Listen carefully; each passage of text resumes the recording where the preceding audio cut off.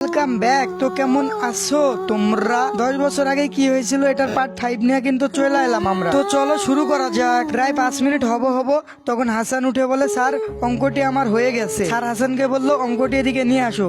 হাসান বলল, এই দেখেন স্যার। স্যার অঙ্কটি দেখে অনেক খুশি হয়ে গেল। আর তখন সবাইকে বললো, সবাই থামো, আর কাউকে কষ্ট করা লাগবে না। হাসান অঙ্কটি পেরে গেছে। হাসানের জন্য সবাই হাততালি দাও। সবাই হাসানকে হাততালি দিল। ওরু আর ওর বয়ফ্রেন্ডে শুধু হাততালি দেয় নাই। স্যার বললো, সবাই শুনে রাখো, আজ থেকে তোমাদের নতুন ক্যাপ্টেন কিন্তু হাসান। তখন হাসান বলল, স্যার আমার কোনো ক্যাপ্টেন হওয়ার ইচ্ছে নেই, যে আছে তাকেই রাখেন, না হলে অন্য কাউকে ক্যাপ্টেন দেন। আপনি অঙ্কটি দিলেন তাই সবার আগে আমি অঙ্কটি করে দেখিয়ে দিলাম। স্যার বলে উঠলো, পাগল ছেলে, একটা ক্যাপ্টেন হলে কত লাভ তুমি জানো? মনে করো পরীক্ষা হলে পরীক্ষার ফি দেওয়া লাগবে না, আবার মাসিক বেতনও কম দেওয়া লাগবে, নানা কাজে সমস্যা থেকে তুমি বাঁচতে পারবে। হাসান তখন বলে উঠলো, তাহলে স্যার আমি রাজি আছি, আপনি যেহেতু বলছেন সেহেতু আমি রাজি আছি। তখন স্যার বলে উঠলো, যাও এখন গিয়ে নিজের জায়গায় বসে পড়ো।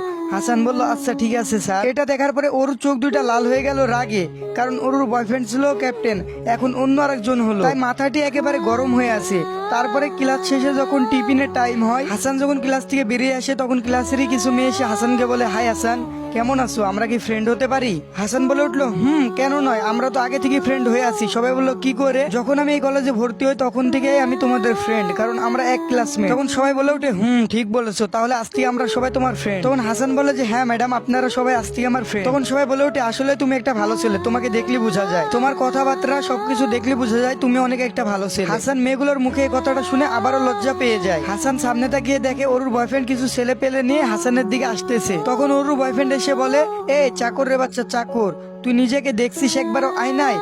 হ্যাঁ চাকরের বাচ্চা, তুই এখনই গিয়ে বলবি, স্যার আমি আর ক্যাপ্টেনে থাকতে চাই না, আগে যে ক্যাপ্টেন ছিল তাকে ক্যাপ্টেন দিয়ে দেন। হাসান বলল, না বললে কি করবি তুই আমার? চাকরের বাচ্চা, তুই আমাকে তুই বললি, আর তোর কত বড় সাহস তুই আমার মুখের উপর কথা বলিস? হাসান বলল, যে আমাকে সম্মান করে আমিও তাকে সম্মান করি, যে আমার সাথে যেমন ব্যবহার করে আমিও তার সাথে তেমন ব্যবহারই করি, আর তুই কে এমন যে তোকে দেখে আমি ভয় পাবো? এটা বলার পরপরই হাসানের গেলে একটা কৌশে থাপ্পড় মারে অরুর বয়ফ্রেন্ড। আর এই অরুর বয়ফ্রেন্ড অনেক খারাপ, সবাইকে শুধু মারে। হাসান বলে উঠে, আমাকে থাপ্পড় দিলা কির জন্য? বললো যে মন চাইছে তাই দিয়েছি। হাসান এটা শোনার পরে ওর বয়ফ্রেন্ডকে কৌশে 2টা থাপ্পড় দিয়ে দেয় গালের উপরে। হাসান বলে যে, এখন কেমন লাগতেছে থাপ্পড় খাইতে? সেই লাগতেছে না? অনেক মজা না থাপ্পড়ে? হাসান অনেক রেগে যায়, আর এটা দেখার পরে কলেজের সব মেয়েরা অবাক হয়ে যায়, তার সাথে সাথে ওরও অনেক বেশি অবাক হয়ে যায়। হাসান বলে উঠলো, তুই আমার সাথে অনেক খারাপ ব্যবহার করছিস, তোকে আমি কিছু বলি নাই, এটা যদি কলেজ না হইতো তাহলে তুই তোর গায়ে চামড়া আর পশম দুইটার মধ্যে কোনোটাই খুঁজা পাইতি না। হাসানের মুখে এমন কথা শুনে ওর বয়ফ্রেন্ড আরো বেশি রেগে যায়। তারপরে কিছু ছেলেপেলেকে বলে, ওই তোরা গিয়ে ওরে মাইরা একেবারে আত্মরা করে ফেল যা। যখন ছেলেগুলো হাসানের দিকে তেড়ে আসে, তখন হাসান মাথা থেকে বেল্টটা নিজের খুলে ছেলেগুলাকে ইচ্ছে মতো মারা শুরু করে। কেউ যেন হাসানের সাথে পেরেই উঠছে না, সব একে একে মাটিতে লুটিয়ে পড়ে, সাথে ওর বয়ফ্রেন্ডও মাটিতে লুটিয়ে পড়ে। ওর বয়ফ্রেন্ডের গা দিয়ে মুখ দিয়ে সব জায়গা থেকে রক্ত পড়তেছে।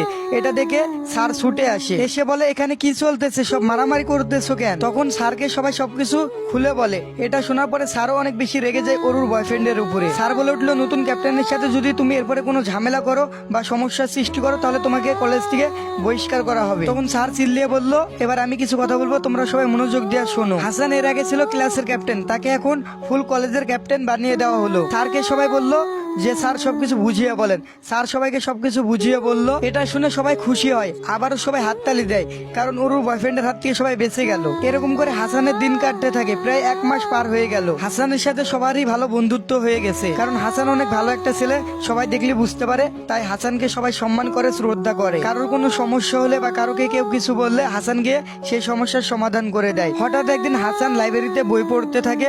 বই পড়া অবস্থায় একটা মেয়ে এসে নিজের গায়ে জামা কাপড় নিজে একা একা ছিঁড়তে লেগে যায়। তখন আশ্চর্য হয়ে হাসান বলল, এই আপু, এই আপনি এটা কি করতেছেন?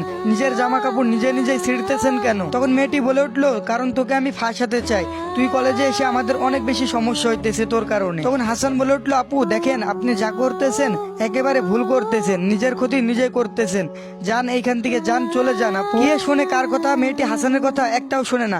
তখন মেয়েটি বলে, তোরে আজকে আমি ফাঁসাবো মানে ফাঁসাবো। তখন মেয়েটি নিজের জামা কিছু কিছু জায়গায় ছিঁড়ে ফেলে চিৎকার করে বলে, কেউ আমাকে বাঁচাও, আমাকে বাঁচাও, আমার সর্বনাশ করতে চাইছে, কেউ আমাকে বাঁচাও, হাসান আমার ইজ্জত খাইতে চাইছে, হাসান আমাকে ধর্ষণ করতে চাইছে।